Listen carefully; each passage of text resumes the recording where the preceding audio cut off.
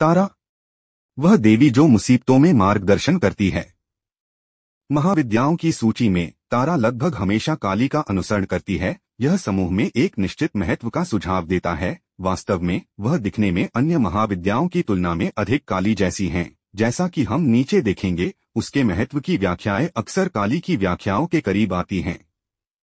तारा तिब्बती बौद्ध धर्म में एक केंद्रीय स्थान रखता है और काफी हद तक तिब्बती राष्ट्रीय देवता की भूमिका निभाता है। अपने बौद्ध संदर्भ में वह लगभग हमेशा एक उदार, दयालु, सौम्य, चंचल युवा महिला है जो अपने भक्तों को प्रसन्न करती है और उन्हें कभी नुकसान नहीं पहुंचने देती है। दूसरी ओर अपने हिंदू संदर्भ में, विशेष रूप से महाविद्याओं में से एक के रूप में, तारा लगभग हमेशा उग्र, अक्सर देखने में भयानक और संभावित रूप से खतरनाक होती है। हालांकि तारा के बौद्ध धर्म में उग्र पहलू और हिंदू धर्म में सौम्य पहलू भी हैं। वह आम तौर पर पहले में सौम्य और बाद में उग्र रूप में प्रकट होती है। ऐतिहासिक रूप से यह संभावना है कि हिंदू महाविद्या तारा बौद्ध बोधिसत्व तारा से विकसित हुई और हिंदू प्राथमिकता उसकी उग्र अभिव्यक्तियों के लिए थी।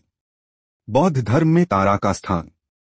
ऐसा प्रतीत होता है कि तारा पहले बौद्ध परंपरा में महत्वपूर्ण थी और बाद में हिंदू परंपरा में जानी जाने लगी। सुबंधु की वासवदत्त में तारा का सबसे पहला संदर्भ, जो संभवतः 7वीं शताब्दी में लिखा गया था, उसे बौद्ध संदर्भ में रखता है। संदर्भ एक वाक्य के भाग के रूप में आता है और पढ़ता है, लेडी ट्वाइलाइट को देखा गया था, सितारों को समर्पित और लाल आकाश में कपड़े पहने हुए, एक बौद्ध नन के रूप में तारा को समर्पित और लाल वस्त्र पहने हुए। बौद्ध तांत्रिक पौराणिक कथाओं और प्रतिमा विज्ञान में तारा ध्यानी बुद्ध अमोघ सिद्धि के परिवार से संबंधित है, लेकिन वह बोधिसत्व अवलोकितेश्वर से भी संबंधित है, जो ध्यानी बुद्ध अमिताभ के परिवार में हैं। तारा की उत्पत्ति के एक वृत्तांत में दुनिया के सभी प्राणी विलाप करना शुरू कर देते हैं जब अवलोकितेश्वर निर्वाण, अंतिम मुक्ति और पुनर्जन्म से मुक्ति प्राप्त करने वाले होते हैं, जिसका अर्थ है कि वह दुनिया को पीछे छोड़ देंगे। उन्हें सुनकर अवलोकितेश्वर ने सभी प्राणियों की पीड़ा के लिए करुणा के आंसू बहाए। वह आंसू तारा बन जाता है, जिसे इस प्रकार करुणा के सार का सार समझा जाता है। जैसा कि हम देखेंगे, तिब्बती बौद्ध धर्म में तारा की आवश्यक प्रकृति एक दयालु रक्षक की है जो अपने भक्तों को संकट से बचाती है। इसलिए अमिताभ परिवार में उनका शामिल होना उचित प्रतीत होता है, क्योंकि अमिताभ और अवलोकितेश्वर दोनों ही अपनी महान करुणा के लिए प्रसिद्ध हैं। तिब्बती बौद्ध तारा की उत्पत्ति के अन्य पौराणिक या पौराणिक विवरण जानते हैं। एक किंवदंती तारा की पहचान पहले महान तिब्बती राजा सोंगस्तेन गंपो 617 से 50 ईपू की पत्नियों से करती है। कहा जाता है कि राजा स्वयं अवलोकितेश्वर के अवतार थे, जबकि उनकी चीनी पत्नी को हरि तारा का अवतार और उनकी नेपाली पत्नी को श्वेत तारा का अवतार कहा जाता है। बौद्ध धर्म में तारा के कई अलग अलग रूप हैं, जैसे हम देखेंगे। एक अन्य तिब्बती किंवदंती, जो मूल रूप से प्राचीन और पूर्व बौद्ध थी, कहती है कि तिब्बती लोग एक बंदर और एक चट्टानी राक्षसी के मिलन से उत्पन्न हुए थे। हालांकि 14वीं शताब्दी तक, जब बौद्ध धर्म तिब्बत पर हावी था, बंदर की पहचान अवलोकितेश्वर के साथ की जाने लगी थी और रॉक राक्षसी उसकी वासनापूर्ण प्रकृति के बावजूद तारा के अवतार के साथ पहचानी जाने लगी थी। इन तिब्बती किंवदंतियों का एक दिलचस्प पहलू यह है कि वे तारा को तिब्बती लोगों की उत्पत्ति और तिब्बती शाही वंश से जोड़ते हैं। वे पुष्टि करते हैं कि वह तिब्बती लोगों को विशेष रूप से प्रिय हैं। वह एक पौराणिक अर्थ में उनकी रानी और मां हैं। ऐतिहासिक रूप से तारा को तिब्बती बौद्ध धर्म में 8वीं शताब्दी की शुरुआत में जाना जाता था, यानी उस समय के आसपास जब बौद्ध धर्म भारत से तिब्बत में आया था। हालांकि अतीसा 11वीं शताब्दी के समय तक तारा की पूजा वहां बहुत व्यापक नहीं थी। अतीसा आमतौर पर तिब्बत में तारा के पंथ को लोकप्रिय बनाने से जुड़ी है। जीवनी संबंधी वृत्तांत उनके द्वारा देखे गए कई दर्शनों और उनके प्रति उनकी विशेष भक्ति पर जोर देते हैं। तारा के बारे में संस्कृत ग्रंथों की एक श्रृंखला का तिब्बती में अनुवाद करने का श्रेय अतीसा को दिया जाता है। ये ग्रंथ जल्द ही एक सुसंगत चक्र के रूप में प्रसारित हो गए और इन्हें चीटिंग डेथ के नाम से जाना जाने लगा। एक अन्य ग्रंथ जो तिब्बत में लोकप्रिय हुआ वह भी था। इसे वहां लाया गया और 11वीं शताब्दी में आध्यात्मिक गुरु धर्मद्र द्वारा इसका अनुवाद किया गया। 21वीं पीढ़ी को श्रद्धांजलि आज भी अधिकांश तिब्बतियों को अच्छी तरह से ज्ञात है। तारा के अनेक रूपों और कार्यों के बावजूद यह स्पष्ट प्रतीत होता है कि तिब्बती संदर्भ में उसकी असाधारण शक्ति और अपील कहाँ निहित है। उन्हें मुख्य रूप से एक उद्धारकर्ता के रूप में देखा जाता है, एक ऐसी प्राणी के रूप में जो नाटकीय प्रस्तुतियों में माहिर है जब उनके भक्त गंभीर परिस्थितियों में उन्हें बुलाते हैं। ऐसा अक्सर कहा जाता है कि वह अपने भक्तों को अभेद्य जंगल में खो जाने, समुद्र में तूफान में फंसने, आसन्न फांसी के खतरे में होने या फंस जाने और जेल में बंद होने जैसी कठिन कठिनाइयों से बचा लेती है। कई लोक कथाओं में तारा अपने भक्तों को मौत के जबड़े से छीनने के लिए उनके अनुरोध पर प्रकट होती हैं। पीड़ित प्राणियों के प्रति तारा की करुणा मुख्य रूप से मृत्यु को धोखा देने वाली उसकी भूमिका में प्रकट होती है। इस अर्थ में अपने भक्तों के लिए उसका मुख्य आशीर्वाद लंबी आयु है। तारा की अन्य कहानियां भी इस बात पर जोर देती हैं कि तारा की नियमित पूजा से दीर्घायु प्राप्त होती है। तिब्बती मठवासी परंपराओं में जब नौसिखियों को तारा के सम्मान में समारोह में शामिल किया जाता है तो अनुष्ठान को जीवन में दीक्षा के रूप में जाना जाता है। उन देवी देवताओं के विपरीत जो उर्वरता के अवतार के रूप में जीवन से जुड़ी हैं, तारा को मुख्य रूप से जीवन की रक्षा, संरक्षण और संरक्षण करने वाली के रूप में देखा जाता है। वह कोई उर्वरता की देवी नहीं है, हालांकि वह समय समय पर इस तरह से अपना आशीर्वाद देती है, बल्कि एक अत्यंत दयालु प्राणी है जो अपने भक्तों की पीड़ा बर्दाश्त नहीं कर सकती। हालांकि बौद्ध धर्म में तारा की प्राथमिक अपील मृत्यु को धोखा देने वाली, जीवन को बढ़ाने वाली और एक आकर्षक चंचल युवा लड़की के रूप में प्रतीत होती है। उसके कई रूप हैं, जिनमें से कुछ भयंकर, यहाँ तक कि भयानक भी हैं। 21 PDRDS को श्रद्धांजलि संभवतः उनका सबसे लोकप्रिय स्तुति भजन। इसमें कई छंद शामिल हैं जो तारा को उग्र रूपों में बुलाते हैं। मारा के नायकों का विनाश करने वाली महिला, प्यूर भयानक महिला, सभी शत्रुओं को मार गिराना, उसके कमल मुख की भौहें सिकोड़कर। वह महिला जो अपने हाथ से पृथ्वी पर प्रहार करती है, जो अपने पैरों से उस पर प्रहार करती है, अपनी भौहों से निकली ह्यूम ध्वनि से 7 पातालों को चकनाचूर कर देती है। वह महिला जो कि पैरों से प्रहार करती है, जिसका बीज अक्षर ह्यूम का रूप है, जो मेरू, मंदरा, कैलाश पर्वत और समस्त त्रिलोक को हिलाता है। तारा का विशेष रूप से उग्र रूप तारा कुरुकुल्ला है। उसका वर्णन इस प्रकार किया गया है। जो उग्र क्रोध से अभिमानी होकर नृत्य मुद्रा में खड़ा है, जिसके पास 5 खोपड़ियों का मुकुट है, जो बाघ की खाल धारण करता है, मैं उस लाल को श्रद्धांजलि अर्पित करता हूँ जो अपने नुकीले दांत दिखाती है, जिसका शरीर भयावह है, जो उग्रता के 5 लक्षणों से सुशोभित है, जिसका हार आधा 100 मानव सिरों का है, जो मारा की विजय है। तारा कुरुकुल्ला की विशेष शक्ति बुरी आत्माओं या किसी के व्यक्तिगत शत्रुओं को वश में करने और नष्ट करने की उनकी क्षमता में निहित है। जिन अनुष्ठानों में कुरुकुल्ला का आह्वान किया जाता है वह अभ्यासकर्ता में ही निवास करने लगती है। ग्रंथों में लगभग हमेशा एक पुरुष को निपुण माना जाता है। इस प्रकार अनुष्ठानों के लिए एक मजबूत और निपुण की आवश्यकता होती है, क्योंकि कुरुकुल्ला एक शक्तिशाली शक्ति है। निपुण लाल वस्त्र पहनता है और स्वयं को देवी का रूप धारण करते हुए देखता है। फिर वह उसके मंत्र का 10,000 बार जाप करता है। फिर वह उसे कुछ प्रसाद देता है और उससे उस व्यक्ति या राक्षस को वश में करने के लिए कहता है, जो अनुष्ठान का उद्देश्य है। जब ये प्रारंभिक कार्य पूरे हो जाते हैं, जब वह देवी के ज्वलंत स्वरूप और अहंकार को दृढ़ता से समझ लेता है, तो दर्शन प्रदर्शन के लिए तैयार हो जाता है। अभ्यासकर्ता के हृदय में हरिह से प्रकाश निकलता है और व्यक्ति को वशीभूत, नग्न और खुले बालों के साथ यम से उत्पन्न वायुमंडल पर रखता है, अर्थात वायु का बीज वायु तत्व के प्रतीक गोल आकार में बदल जाता है और यह वायु वशीभूत होने वाले व्यक्ति को आगे बढ़ाती है। वह अभ्यासकर्ता के कुरुकुल्ला के कमल के फूल से निकलने वाले फंदे से गर्दन के चारों ओर बंधा हुआ है। उसके हृदय में फंसे लोहे के हुक द्वारा आगे की ओर खींचा गया है, मंत्र की शक्ति से बुलाया गया है और अभ्यासकर्ता के पैरों के सामने अपनी पीठ के बल असहाय होकर लेट गया है। यदि वश में किया जाने वाला व्यक्ति पुरुष है तो पाठ में कहा गया है, कुरुकुल्ला का लोहे का हुक उसके दिल में फंस गया है। यदि महिला है तो यह उसकी योनि में फंस जाता है। बौद्ध धर्म में तारा के अन्य उग्र रूपों में महामायावी वाहिनी तारा, जिसे ब्लू शी-वुल्फ कहा जाता है, और महासीनारा शामिल हैं। महसिना तारा, उग्रतारा के नाम से भी जाना जाता है, का वर्णन बौद्ध और हिंदू दोनों स्रोतों में किया गया है। यहाँ एक बौद्ध कार्य सधनामदल का एक विवरण दिया गया है।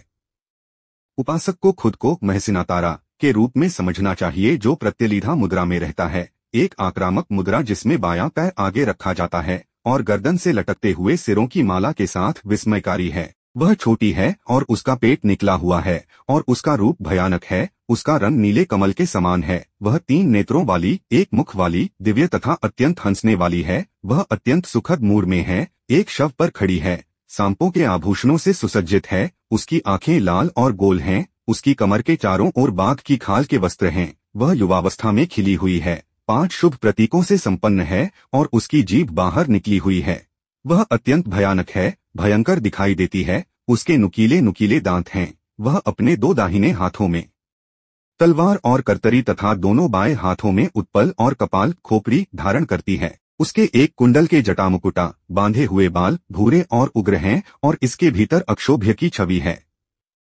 यह संभव है कि तारा पहले भारतीय बौद्ध धर्म में महत्वपूर्ण हो गई और फिर तिब्बत में प्रवेश के बाद उसने वहां एक केंद्रीय स्थान ग्रहण किया। हिंदू धर्म में उनका स्थान उतना प्रमुख नहीं है जितना तिब्बती बौद्ध धर्म में है। उन्होंने संभवतः बौद्ध तांत्रिक प्रभाव के माध्यम से हिंदू परंपरा में प्रवेश किया था। हिंदू स्रोतों में तारा की बौद्ध संबद्धता के स्पष्ट संकेत मिलते हैं। उदाहरण के लिए उसके बारे में कहा जाता है कि उसने अपने बालों में अक्षोभ्य सेट करवाया हुआ है। अक्षोभ्य निर्विवाद व्यक्ति को शिव का एक विशेषण कहा जाता है, लेकिन यह बुद्ध का भी नाम है। इसके अलावा रुद्रादमाला और ब्रह्मायदमला में तारा को कभी कभी प्रज्ञापारमिता, ज्ञान की पूर्णता भी कहा जाता है, जो निश्चित रूप से एक बौद्ध नाम है। तारा के पहले बौद्ध संघ का सबसे ठोस प्रमाण एक मिथक है, जिसमें ऋषि वशिष्ठ द्वारा तारा की पूजा करने के प्रयासों को दर्शाया गया है। एक समय की बात है, उन्होंने 10,000 वर्ष तक तपस्या की, परंतु उन्हें कोई फल नहीं मिला। वह भगवान ब्रह्मा के पास गया और एक शक्तिशाली मंत्र मांगा जो उसकी मदद कर सके। ब्रह्मा ने उन्हें तारा की महिमा के बारे में बताया। उन्होंने कहा, यह तारा की शक्ति के माध्यम से है कि वह दुनिया का निर्माण करती है। विष्णु इसकी रक्षा करते हैं और शिव इसे नष्ट कर देते हैं। वह लाखों सूर्यों से भी अधिक महिमामयी है। वह समस्त प्रकाश का स्रोत है और वह वेदों को प्रकट करती है। तब ब्रह्मा ने वशिष्ठ को सफलता के लिए तारा मंत्र का जाप करने को कहा। वशिष्ठ असम के प्रसिद्ध देवी मंदिर कामाख्या गए और तारा की पूजा की। 1000 वर्ष बाद भी वह असफल रहा। इस समय ऋषि क्रोधित हो गए और तारा को उसकी उदासीनता के लिए श्राप देने वाले थे। सारी पृथ्वी भय से कांप उठी और देवता भी व्याकुल हो गए। उस क्षण तारा वशिष्ठ के सामने प्रकट हुई। उसने उससे कहा कि वह अपना समय बर्बाद कर रहा है क्योंकि वह उसे नहीं समझता या उसकी पूजा करना नहीं जानता। उन्होंने कहा कि वशिष्ठ को चमातारा के रूप में उनकी उपस्थिति का पता नहीं था और उन्हें योग और तपस्या के माध्यम से प्रसन्न नहीं किया जा सकता था। केवल बुद्ध के रूप में विष्णु ही मेरी पूजा के तरीके को जानते हैं, उसने कहा, और इस तरह की पूजा सीखने के लिए आपको चीन जाना होगा। इसके बाद तारा गायब हो गई। वशिष्ठ यह पता लगाने के लिए तिब्बत गए कि क्या करना है। हिमालय के पास उन्हें बुद्ध के दर्शन हुए जो कई सुंदर लड़कियों से घिरे हुए थे और शराब के नशे में थे। वे सभी नग्न थे, शराब पी रहे थे और क्रीड़ा कर रहे थे।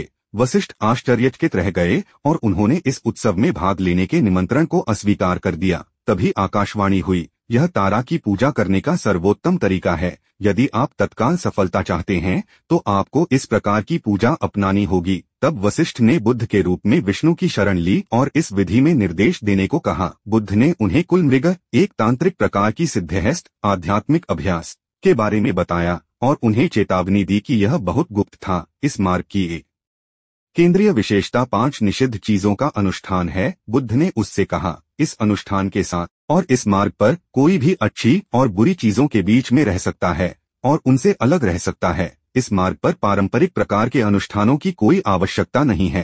पूजा शारीरिक नहीं मानसिक होती है। सभी समय शुभ हैं, कुछ भी अशुभ नहीं है। शुद्ध या अशुद्ध में कोई अंतर नहीं है। कोई क्या खा या पी सकता है, इस पर कोई प्रतिबंध नहीं है। पूजा किसी भी स्थान और किसी भी समय की जा सकती है। महिलाओं के प्रति मैत्रीपूर्ण रवैया अपनाना चाहिए और महिलाओं की पूजा करनी चाहिए। बुद्ध से यह ज्ञान प्राप्त करके वशिष्ठ ने 5 निषिद्ध चीजों का अनुष्ठान किया और एक बहुत शक्तिशाली साधक, धार्मिक निपुण बन गए। वह अपने नए आध्यात्मिक पथ का अभ्यास करने के लिए तारापुर गए। यह स्थान, जिसे अब ताराल्थ के नाम से जाना जाता है, बंगाल के बीरभूम जिले में स्थित है और यह वह स्थान है जहां प्रसिद्ध गुरु बामाखेपा ने अपनी साधना की थी। यह एक श्मशान घाट के पास स्थित है। यह मिथक कई महत्वपूर्ण बातें बताता है। सबसे पहले, तारा की उचित पूजा बुद्ध से जुड़ी है, जिन्हें विष्णु का एक रूप समझा जाता है। यानी मिथक स्पष्ट रूप से स्वीकार करता है कि तारा पूजा बौद्ध धर्म से ली गई है। दूसरा, पूजा का प्रकार तांत्रिक है। विशिष्ट 5 निषिद्ध चीजों के अनुष्ठान की विशेषता वाले बाएं हाथ के प्रकार का चतुर। तीसरा, तारा के वास्तविक रूप की खोज और पूजा करने के लिए वशिष्ठ का उत्तर जाना तिब्बती प्रभाव का सुझाव देता है। चौथा, मिथक में असम में कामाख्या और बंगाल में तारापीठ का उल्लेख महत्वपूर्ण है। केंद्र, जिसका अर्थ है कि हिंदू धर्म में तारा की पूजा मजबूत थी और शायद पूर्वी भारत में केंद्रित थी। हिंदू धर्म की उग्र तारा हिंदू स्रोतों में तारा के कई रूपों का वर्णन किया गया है, लेकिन कहीं भी हमें वह चंचल, आकर्षक लड़की नहीं मिलती है जो तिब्बती बौद्ध धर्म में अपनी प्रतिमा पर हावी है। हिंदू स्रोतों में तारा का लगभग हर वर्णन उसके उग्र, अक्सर भयानक रूप पर जोर देता है और हमें बौद्ध परंपरा के भयानक तारा कुरुकुल्ला और महसिना तारा की याद दिलाता है। जबकि हिंदू परिवेश में तारा के बारे में कहा जाता है कि उसके सौम्य और भावुक पहलू हैं, ये उसके भयानक पहलुओं से प्रभावित हो जाते हैं। मंत्रमहोध्याय से उग्रतारा के लिए ध्यान मंत्र उसका वर्णन इस प्रकार करता है। मैं तीनों लोकों की देवी माता का ध्यान करता हूँ जो विराजमान हैं। एक सफेद कमल जो पूरे पानी को घेरे हुए पानी के बीच में स्थित है। ब्रह्मांड, उसके बाएं हाथ में एक चाकू और एक खोपड़ी है और उसके दाहिने हाथ में एक तलवार और एक नीला कमल है। उसका रंग नीला है और वह आभूषणों से सुसज्जित है। वह 3 सुंदर नागों से सुशोभित है और उसकी 3 लाल आंखें हैं। उसके बाल गहरे भूरे रंग की एक ही चोटी में बंधे हुए हैं। उसकी जीभ हमेशा चलती रहती है और उसके दांत और मुंह भयानक दिखाई देते हैं। उसने अपनी कमर पर बाघ की खाल पहनी हुई है और उसका माथा सफेद हड्डी के आभूषणों से सजाया हुआ है। सर्प के रूप में ऋषि अक्षोभ्य उनके सिर पर स्थित हैं। वह एक मुर्दे के हृदय पर बैठी है और उसके स्तन कठोर हैं। इस प्रकार मनुष्य को भगवान तारा का ध्यान करना चाहिए जो तीनों लोकों की स्वामिनी हैं। तारा के अन्य रूप भी उतने ही निषेधात्मक हैं। तंत्रशास्त्र से नीला सरस्वती के रूप में तारा का ध्यान मंत्र इस प्रकार है। मां नल्ल सरस्वतल, मैं तुम्हें प्रणाम करता हूँ। आप कल्याण और कल्याण प्रदान करते हैं। आप एक शव के हृदय पर स्थित हैं और आक्रामक रूप से आगे बढ़ रहे हैं। आपकी 3 डरावनी, चमकीली आंखें हैं। आप एक खोपड़ी का कटोरा, कैंची और एक तलवार लेकर चलते हैं। आपका स्वरूप प्रज्वलित अग्नि के समान चमकता है। मुझे शरण दो, मुझे सुनहरा भाषण दो, कृपया अपने दयालु अमृत से मेरे हृदय को सराबोर कर दीजिए। अभिमान को दूर करने वाले, आप आभूषणों के रूप में सांपों से सुशोभित हैं। आप बाघ की खाल को स्कर्ट के रूप में पहनते हैं। आप जोर से घंटी बजाते हैं और कटे हुए सिरों की माला पहनते हैं। आप डराने वाले हैं और भय दूर करने वाले हैं। तंत्र शास्त्र के उनके एक अन्य ध्यान मंत्र में उनका वर्णन इस प्रकार किया गया है। इस प्रकार है। तारा को श्वेत कमल से प्रकट होने की कल्पना करनी चाहिए। वह अपना बायां पैर आगे की ओर बढ़ाती है और दिखने में भयानक होती है। उसका कद छोटा है और उसका पेट निकला हुआ और लंबा है। वह खोपड़ियों की माला पहनती है और स्कर्ट के लिए बाघ की खाल। वह सदैव युवा है। उसका माथा 5 खोपड़ियों की एक पंक्ति से सुशोभित है। उसकी लपलपाती जीभ है। वह बहुत भयानक है और उसकी 4 भुजाएं हैं जिनमें वह एक तलवार, एक कैंची, एक कटा हुआ सिर और एक कमल रखती है। उसका मुस्कुराता हुआ चेहरा है। उसके बाल एक उलझे हुए जट के रूप में हैं, जिस पर अक्षोभ्य नाग के रूप में विराजमान है। उनका रंग उज्ज्वल चंद्रमा के समान है। उसकी 3 आंखें हैं। वह धधकती चिता पर खड़ी है। उसके दांत भयानक हैं। वह आभूषणों से सुसज्जित है। हिंदू ग्रंथों में तारा का वर्णन और चरित्र 2 महत्वपूर्ण और संबंधित विशेषताओं पर जोर देता है जो बौद्ध तारा में अनुपस्थित हैं। वह देवी काली के साथ दृढ़ता से जुड़ी हुई है, जिनसे वह काफी मिलती जुलती है, और 2, वह अक्सर स्थित होती है श्मशान में। ये दोनों संबंध उसके उग्र, भयानक स्वभाव पर जोर देते हैं और उसे तिब्बती बौद्ध धर्म पर हावी तारा के सौम्य रूपों से अलग करते हैं। काली और तारा के बीच उपस्थिति में समानताएं हड़ताली और अचूक हैं, खासकर प्रत्येक देवी की 2 सबसे आम छवियों में, दक्षिणा काली और उग्रा तारा। वे दोनों एक लेटी हुई पुरुष आकृति पर खड़े हैं, जिसे अक्सर शिव के रूप में देखा जा सकता है, लेकिन कभी कभी इसे एक अज्ञात शव कहा जाता है। कभी कभी जिस आकृति पर वे खड़े होते हैं वह श्मशान की आग में भस्म हो जाती है। दोनों देवियां काली, गहरी नीली या नीली काली हैं। दोनों नग्न हैं या बहुत कम कपड़े पहनते हैं। कभी कभी बाघ की खाल पहनते हैं। दोनों कटे हुए सिरों या खोपड़ियों का एक हार और कटे हुए भुजाओं का एक कमरबंद पहनते हैं। दोनों को आमतौर पर श्मशान में दिखाया जाता है। दोनों की जीभ लपलपाती है और उनके मुंह से खून निकलता है। उनकी शक्लें इतनी आश्चर्यजनक रूप से एक जैसी हैं कि एक को दूसरा समझने की भूल करना आसान है। वास्तव में उन्हें अक्सर एक दूसरे की अभिव्यक्तियां कहा जाता है। उदाहरण के लिए, अपने सहस्रनाम वाले भजनों में वे कई विशेषणों को साझा करते हैं और साथ ही एक दूसरे के नाम भी विशेषणों के रूप में रखते हैं। उदाहरण के लिए, तारा को कालिका, उग्रकाली, महाकाली और भद्रकाली कहा जाता है। 18वीं सदी के बंगाली संत रामप्रसाद सेन की भक्ति कविता में काली और तारा नामों का परस्पर उपयोग होता है। समय समय पर ऐसा लगता है जब रामप्रसाद देवी के अधिक सौम्य या कोमल पहलुओं को स्पष्ट रूप से संदर्भित करते हैं तो तारा नाम का समर्थन करते हैं, लेकिन यह सुसंगत नहीं है। इसके अलावा काली की तरह तारा भी अपने हिंदू संदर्भ में रक्त का आनंद लेती है। मुंडमाला तंत्र के 100 नामों वाले उसके भजन में उसे वह कहा जाता है जो रक्त पसंद करती है, वह जो रक्त से सनी हुई है और वह जो रक्त बलिदान का आनंद लेती है। ताड़तंत्र पशु और मानव रक्त दोनों में तारा की प्रसन्नता का वर्णन करता है, लेकिन कहता है कि बाद वाला उसे अधिक प्रसन्न करता है। भक्तों का रक्त शरीर के निर्दिष्ट भागों से लिया जाना चाहिए, जैसे कि माथा, हाथ, स्तन, सिर या भौहों के बीच का क्षेत्र। इनमें से कुछ क्षेत्र विभिन्न चक्रों, आध्यात्मिक केंद्रों से मेल खा सकते हैं। शरीर के भीतर 5.15 इस पूरे पाठ में तारा की पूजा को बाएं हाथ के तांत्रिक अनुष्ठानों के हिस्से के रूप में वर्णित किया गया है, जिसमें शराब, मांस और यौन संबंध प्रमुखता से शामिल हैं। इस दृष्टि से भी तारा काली के समान है, अर्थात उसकी पूजा निषिद्ध की शक्ति और निषिद्ध वस्तुओं या कृत्यों को आध्यात्मिक रूप से परिवर्तनकारी उपकरणों में परिवर्तित करने के प्रयास पर आधारित प्रतीत होती है। काली की तरह तारा भी शिव के साथ जुड़ी हुई है, हालांकि काली की तरह लगातार नहीं। उनके पैरों के नीचे की पुरुष आकृति अक्सर शिव के रूप में पहचानी जाती है और उनके कई नाम उन्हें शिव के साथ जोड़ते हैं। उदाहरण के लिए उन्हें कहा जाता है शिवा, शिव का स्त्री रूप शंकरवल्लभा और हरवल्लभा दोनों का अर्थ है शिव की प्रिय हरपत्नी, शिव की पत्नी, भैरव की प्रिय भैरव एक रूप है शिव की, और महाभैरव की पत्नी तारा भी अपने बालों को अजात में एक तपस्वी की शैली में सिर के ऊपर बांधती है, जिस तरह शिव पहनते हैं। यह उसे तपस्या और योगियों की दुनिया, शिव की सर्वोत्कृष्ट दुनिया से जोड़ता है। हालांकि हम तारा को उसके विशेषणों और प्रतिमा विज्ञान द्वारा शिव के साथ जुड़ा हुआ पाते हैं।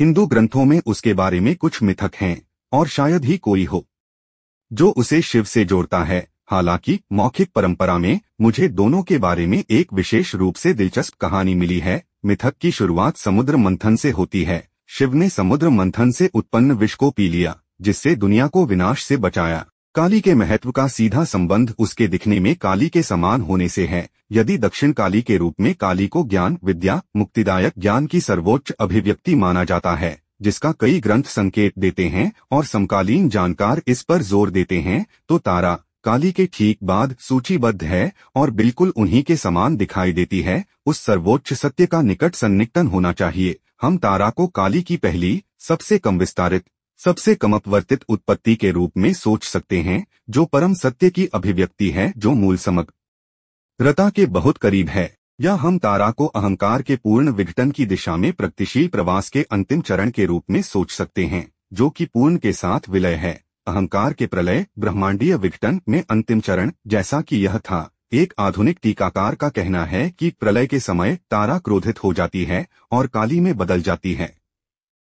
तारा का प्रतीकात्मक महत्व काली से जुड़े अधिकांश प्रतीकात्मक अर्थ तारा पर लागू होते हैं। वास्तव में वह काली की एक भिन्न अभिव्यक्ति प्रतीत होती है, एक आत्मीय आत्मा जो काली के समान सत्य को केवल थोड़े अलग रूप में व्यक्त करती है। वह अपने से जुड़े पुरुष स्वरूप पर हावी रहती है। वह शिव या नर शव पर खड़ी है, या वह शिशु शिव की मां है। काली की तरह तारा शिव और शक्ति द्वारा गठित या व्याप्त ब्रह्मांड की दृष्टि में शक्ति की प्रधानता या प्रभुत्व का सुझाव देती है। काली की तरह तारा भी मुख्यतः एक सीमांत प्रतीक है। वह उन वास्तविकताओं को मूर्त रूप देती है और व्यक्त करती है जो सभ्य व्यवस्था के किनारों से संबंधित हैं या जिन्हें खतरनाक या प्रदूषणकारी के रूप में बाहर रखा जाता है। काली की तरह वह नग्न है या जानवरों की खाल पहने हुए है, उसके बाल बिखरे हुए हैं और वह अपने पुरुष सहयोगी के सामने खड़े होने या उसके सामने घुटने टेकने के विपरीत खड़ी है।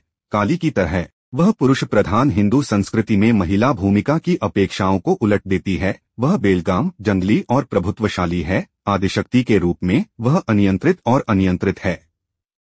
काली की तरह उसकी भी पहचान विनाश से है। काली सभी चीजों के समय के साथ नष्ट होने के साथ दृढ़ता से जुड़ी हुई है। दूसरी ओर तारा आग से विनाश से अधिक मजबूती से जुड़ा हुआ है। उसे अक्सर दाह संस्कार की वास्तविक आग से पहचाना जाता है और इस प्रकार वह अंतिम विनाशकारी लेकिन शुद्ध करने वाली शक्ति का प्रतिनिधित्व करती है, जो जीवन से मृत्यु या एक प्रकार के अस्तित्व से दूसरे प्रकार के अस्तित्व में संक्रमण का प्रतीक है। श्मशान की आग के रूप में वह सिर्फ एक विनाशकारी शक्ति से कहीं अधिक है। वह शुद्ध कर रही है और परिवर्तनकारी। जैसा कि हम नीचे देखेंगे, तारा के चरित्र में रचनात्मक और परिवर्तनकारी पहलू हैं। उसकी पहचान सूर्य की अत्यधिक गर्मी से भी की जाती है। एक समकालीन लेखक का कहना है कि तारा प्रलय के बाद सूर्य के रूप में सृष्टि की पहली अभिव्यक्ति के रूप में प्रकट होती है। आदिकालीन सूर्य असाधारण रूप से बेतहाशा और खतरनाक रूप से जलता है और इसे अनाज के प्रसाद के साथ शांत किया जाना चाहिए। तारा अपनी अदम्य अत्यधिक गर्मी का प्रतिनिधित्व करता है, जो सभी प्राणियों के जीवन के रस को खाकर सृष्टि को पूरी तरह से सुखा सकता है। वही लेखक बताते हैं कि तारा को सजाने वाले सांप भी उसके विनाशकारी स्वभाव का हिस्सा हैं। दुनिया के अंत में जहरीली गैस का उत्सर्जन करके वे इसे नष्ट कर देते हैं। वह उस खोपड़ी की भी व्याख्या करता है जिसे तारा रखती है और कभी कभी पीती है। विनाश की मालकिन के रूप में उसकी भूमिका के प्रतीक के रूप में उसके अनुसार सिर है रस का प्राथमिक भंडार, जीवन का रस। तारा अपनी विनाशकारी प्रवृत्ति में इसका सेवन करती है। तारा की खोपड़ियों का हार और कटी हुई भुजाओं का कर्धनी वही अर्थ सुझाता है जो काली के मामले में है। खोपड़ियां, जिन्हें कभी कभी संख्या में संस्कृत वर्णमाला में अक्षरों की संख्या के अनुरूप कहा जाता है, संभवतः वर्णमाला की ध्वनियों का सुझाव देने और तारा को शब्द ब्राह्मण रूप में मौलिक रचनात्मक शक्ति के साथ जोड़ने के लिए होती हैं। ध्वनि का वे लगभग निश्चित रूप से उसके विनाशकारी पहलू का भी सुझाव देते हैं और मृत्यु का संकेत देने के लिए हैं। कटी हुई भुजाओं का घेरा उसके संचित कर्म के विनाश का प्रतीक है, जो व्यक्ति को संसार पुनर्जन्म के दायरे के बंधन से मुक्त करता है। उसकी तलवार और कैंची काली की तलवार की तरह उन बेड़ियों को काटने की उसकी क्षमता का प्रतीक हैं, जो किसी व्यक्ति को अज्ञानता और सीमित चेतना से बांधती हैं। अपनी तलवार से वह निश्चित ही विनाश करती है, लेकिन यह विनाश सकारात्मक और परिवर्तनकारी हो सकता है। तारा का एक समकालीन भक्त समझता है कि वह जो कटे हुए सिर पहनती है वह उसके मन को खत्म करने का प्रतीक है, जो अज्ञानता से अभिभूत है या सीमित चेतना से अपंग है। वह आपके झूठे स्वरूप, कई जन्मों से अर्जित सीमित व्यक्तित्व को मारना चाहती है। जब वह आपका सिर काट देती है तो आपका मन दृढ़ हो जाता है, अपनी एकाग्रता में अटल हो जाता है, जो आपको सफल होने में सक्षम बनाता है। कटी हुई भुजाओं की कमर के बारे में वही भक्त कहता है, ज्यादातर लोग अपने कर्मों को धारण करते हैं और वह उन्हें काट देना चाहती है, उन्हें आपसे पूरी तरह से दूर कर देना चाहती है। हिंदू तारा का सज्जन पक्ष। तारा की प्रतिमा विज्ञान के कई पहलू काली से भिन्न हैं। उनमें से कुछ तारा को एक ऐसे आयाम का सुझाव देते हैं जो कम विनाशकारी है, और हमने अब तक जिस उग्र तारा को देखा है उससे कहीं अधिक मातृवत तारा के बारे में कहा जाता है कि उसके स्तन बड़े भरे हुए हैं और वह पोर्ट-बेलेड है। यह स्पष्ट नहीं है कि वह गर्भवती है या नहीं, लेकिन ये विशेषताएं उसके मातृ चरित्र का संकेत देती हैं। एक मुखबिर ने तारा के बड़े स्तनों और सूजे हुए पेट की व्याख्या करते हुए सुझाव दिया कि वह सृजन और व्यक्तित्व की दिशा में पहली प्रेरणा का प्रतिनिधित्व करती है। काली शून्य निर्गुण ब्रह्मा गुणों के बिना अंतिम वास्तविकता है, जैसे कि यह अपने पूर्ण आवश्यक रूप में वास्तविकता या प्रलय ब्रह्मांडीय विघटन है। तारा अधिकांश मायनों में काली से मिलती जुलती है, लेकिन बड़े स्तनों और सूजे हुए पेट में उससे भिन्न है। उसमें सृजन के गुण हैं। वह ब्रह्मांड से भरी हुई है जो शून्य से उभरने वाला है। इसके विपरीत तारा को विघटन से ठीक पहले अंतिम चरण के रूप में देखा जा सकता है, जिसका प्रतिनिधित्व काली करती है। वह कुछ कपड़े पहनती है, काली नहीं पहनती, जो कम से कम सुझाव देता है पूर्ण स्वतंत्रता। उदाहरण के लिए, किसी भी मामले में तारा काली के करीब है, या तो सृजन की ओर पहला कदम या विघटन से पहले अंतिम चरण। विनाश के साथ तारा के मजबूत संबंध के बावजूद ऐसे संकेत हैं कि उसे एक रचनात्मक पौष्टिक मातृ उपस्थिति के रूप में भी समझा जाता है। यह बात उनके 1000 नामों वाले भजन में सबसे अधिक स्पष्ट है। उदाहरण के लिए, उन्हें जलेश्वरी, बारिश की मालकिन, जगद्धात्री, दुनिया की माँ, विश्व नर्स, पृथ्वी और वसुधा, दोनों का अर्थ पृथ्वी, वृक्षसाध्या निवासिनी, वह जो पेड़ों में रहती है, सर्वमयी, वह कहा जाता है जो सब कुछ बनाती है, और वह जिसे ताजे फूल पसंद हैं। तारा को अपने भक्तों का रक्षक भी कहा जाता है, और इस संबंध में यह हमें तिब्बती बौद्ध तारा की याद दिलाता है। कई स्थानों पर कहा गया है, जो सनिस्त्रा के पार ले जाती है, वह तारा है, उन तक पहुंच आसान है। उनका मंत्र, जिसमें ज्ञान देने की शक्ति है, विशेष दीक्षा या योग्यता के बिना सभी के लिए सुलभ माना जाता है। वह तुरंत अपना आशीर्वाद देती है और अपने भक्तों को पूजा उसके नाम की पुनरावृत्ति या ध्यान करने या उसका अनुग्रह प्राप्त करने के लिए कोई प्रयास करने की आवश्यकता नहीं होती है। संस्कृत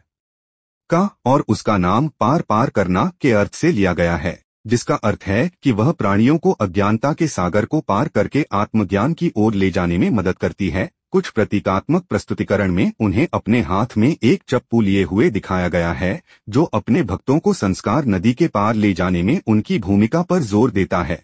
एक समकालीन लेखक का कहना है, वह 3 प्रकार की समस्याओं को पार करने में मदद करती हैं: शारीरिक, भाग्य से जुड़ी समस्याएं और जो लोग भौतिक सुख से जुड़े हैं। तारा का अर्थ है मुक्ति देने वाली।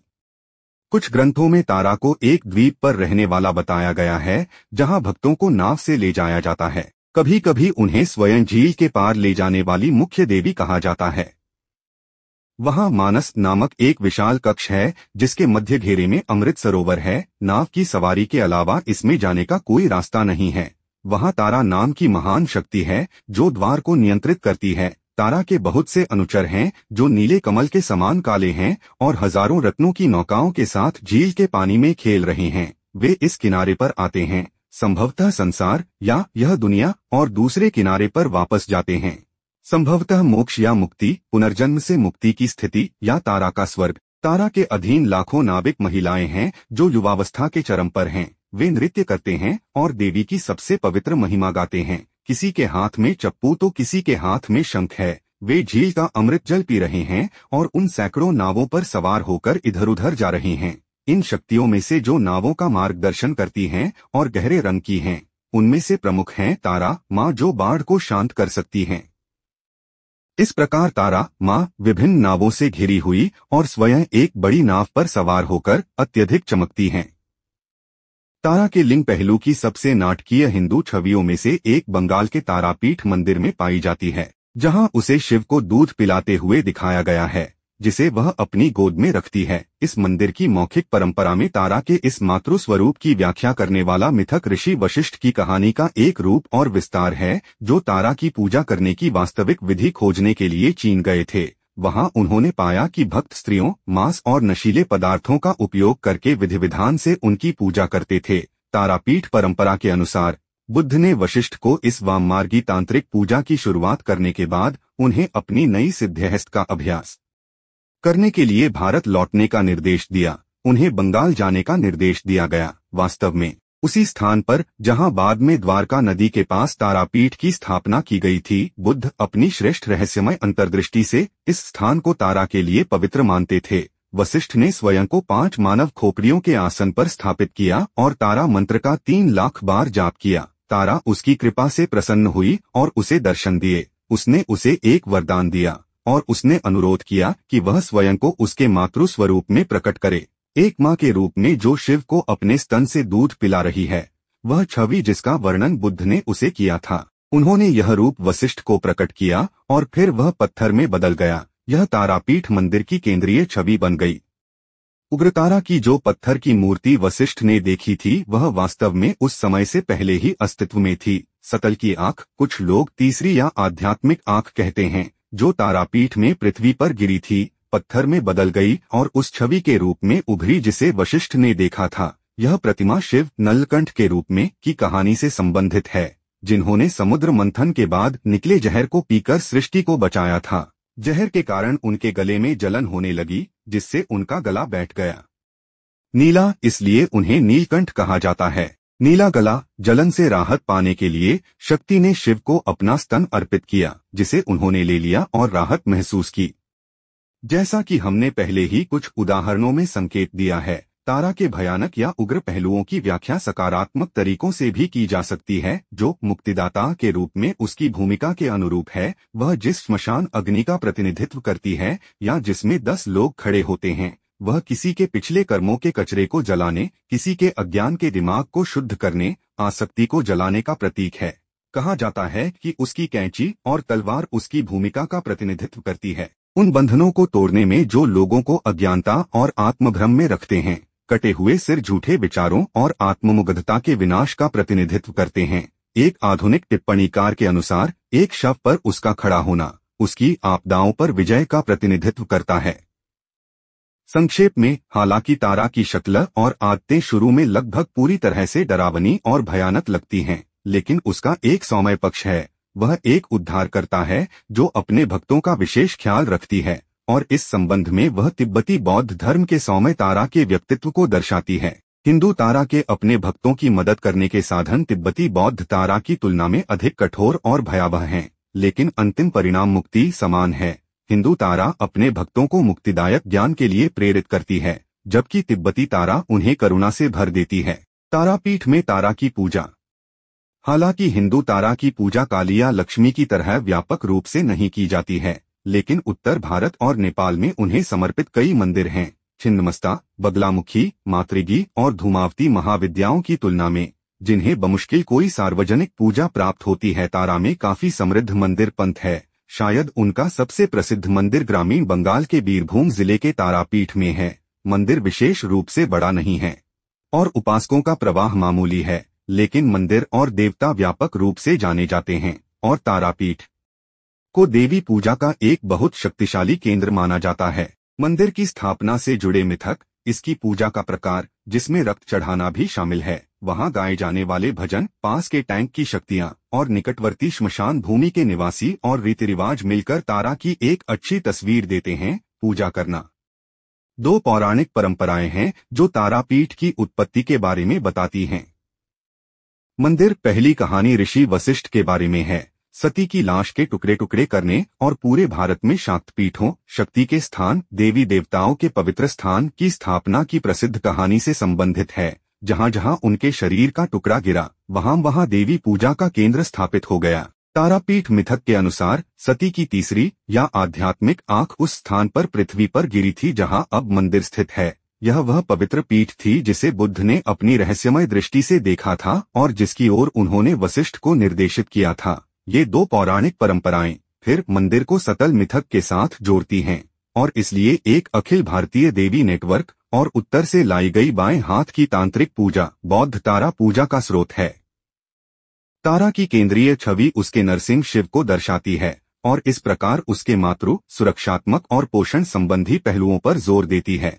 एक व्यस्त मंदिर में तारा की उपस्थिति, जहां नियमित रूप से पारंपरिक अनुष्ठानों के साथ उसकी पूजा की जाती है, उग्र पहलू को भी कम करती है। यह उनकी हिंदू अभिव्यक्ति में प्रमुख है। एक सक्रिय मंदिर के केंद्र के रूप में पुजारी उनकी सावधानी पूर्वक देखभाल करते हैं और अपने भक्तों की याचिकाओं के साथ नियमित रूप से उनके पास आते हैं। वह अपने मंदिर में दरबार लगाती हैं और एक समझदार माँ की तरह वफादार लोगों पर कृपा करती हैं।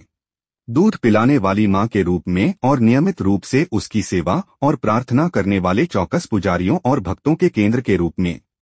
तारापीठ में तारा में एक घरेलू गुण है। मंदिर से सटे टैंक भी उसके सौम्य पहलू पर जोर देता है। यह जीवन का टैंक मृतकों को पुनर्जीवित करने और अधिकांश बीमारियों को ठीक करने की शक्ति के लिए जाना जाता है। तीर्थयात्री नियमित रूप से मंदिर में देवी की पूजा से पहले और बाद में इसमें स्नान करते हैं। तारापीठ से जुड़ी भक्ति कविताओं में तारा के सौम्य मातृ पहलुओं पर भी जोर दिया गया है और अक्सर वहां उपासकों द्वारा गाया जाता है। बंगाली काली भक्ति के मामले में ये कविताएं मां के रूप में देवी के रूपक का शोषण करती हैं और भक्त को उसके प्यारे आश्रित बच्चे की भूमिका में डाल देती हैं, जिसे वह अस्वीकार नहीं कर सकती। तारापीठ में एक आश्रम के आयोजक ज्ञान बाबू की निम्नलिखित कविता इस शैली का एक अच्छा उदाहरण है। आओ तारापीठ आओ, यदि आप माँ देखना चाहते हैं। यहाँ आपको अपनी ही माँ का स्पर्श मिलेगा, इसमें कोई संदेह नहीं है। यहाँ जाति पाति का कोई भेद नहीं है, क्योंकि मेरी माँ जगत जननी है। सिर्फ मामा कह दो, माँ तुम्हें अपनी गोद में बिठा लेगी। यहाँ आओ और देखो, माँ गोद फैलाए बैठी है।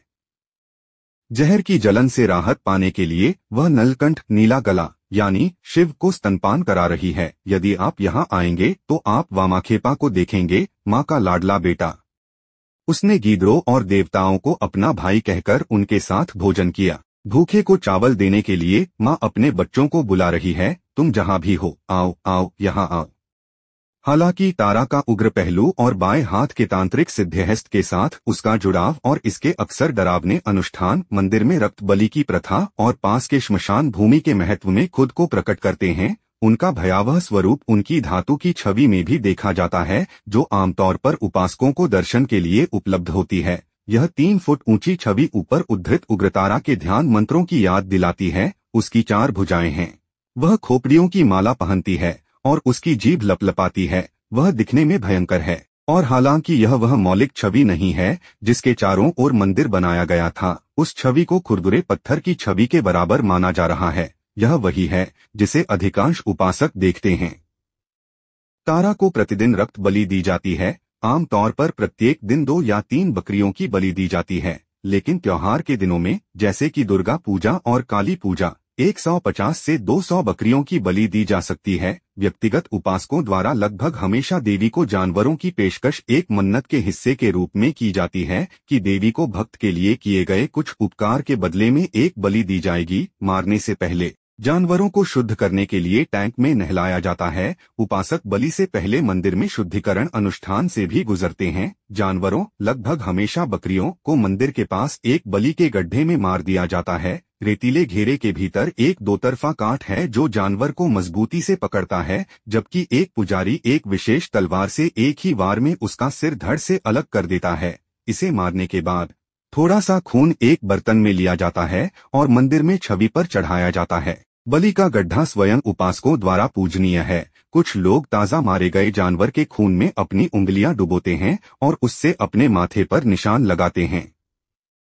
तारा के प्रतीकात्मक निरूपण और विवरण में वह आमतौर पर एक शव पर खड़ी होती है, जो अक्सर दाह संस्कार की अग्नि पर पड़ा होता है। अपने सबसे लोकप्रिय हिंदू रूपों में वह श्मशान भूमि पर निवास करती है और मृत्यु और विनाश से जुड़ी है। धार्मिक वातावरण का एक महत्वपूर्ण तत्व तारापथ में मंदिर के पास स्थित एक बड़ा श्मशान घाट या श्मशान उपवन है। यहीं पर बंगाली संत वामाखेपा या संस्कृत में वामाखेपा आय 843-1911 रहते थे और अपनी मृत्यु से पहले कई दशकों तक आध्यात्मिक अभ्यास करते थे। उनके नाम का अनुवाद बाएं हाथ के मार्ग के पागल या पागल खेपा अनुयायी के रूप में किया जा सकता है। VDMD का अर्थ है बाएं। वास्तव में वह एक पागल की तरह व्यवहार करता था, जिसे अक्सर एक संत के लक्षणों में से एक कहा जाता है। किंवदंती कहती है कि वामाखेपा लंबे समय तक श्मशान घाट में लाशों से घिरे हुए तारा का ध्यान कर रहे थे। अंतिम संस्कार किया गया चिताओं और गीदड़ों के बीच तारा ने अपने भयानक रूप में आग की लपटों के रूप में उसे दर्शन दिया और फिर उसे अपने सीने से लगा लिया।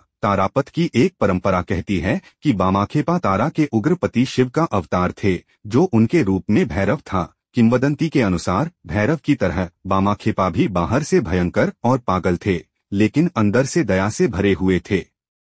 श्मशान घाट पीढ़ियों से तांत्रिक साधना का स्थल रहा है और आज भी इसका उपयोग जारी है। कई साधक श्मशान भूमि में कमोबेश स्थायी रूप से निवास करते हैं, जो संभवतः एक प्राचीन परंपरा है, और भटकते साधक अक्सर लंबे समय तक वहां आते हैं। यह एक ऐसा स्थान है जहां स्मसदना सद्देहंड श्मशान भूमि के लिए उपयुक्त आध्यात्मिक अभ्यास और साव सद्देहंड शव का उपयोग करके आध्यात्मिक अभ्यास किया जा सकता है। यह तारापथ के कई तीर्थयात्रियों के यात्रा कार्यक्रम में शामिल है और पवित्र परिसर का एक अभिन्न अंग है। यह तारा प्रतिमा विज्ञान में स्पष्ट विषय को पुष्ट करता है कि वह श्मशान भूमि की पक्षधर है और उसे वहां प्रसन्न करना उचित है।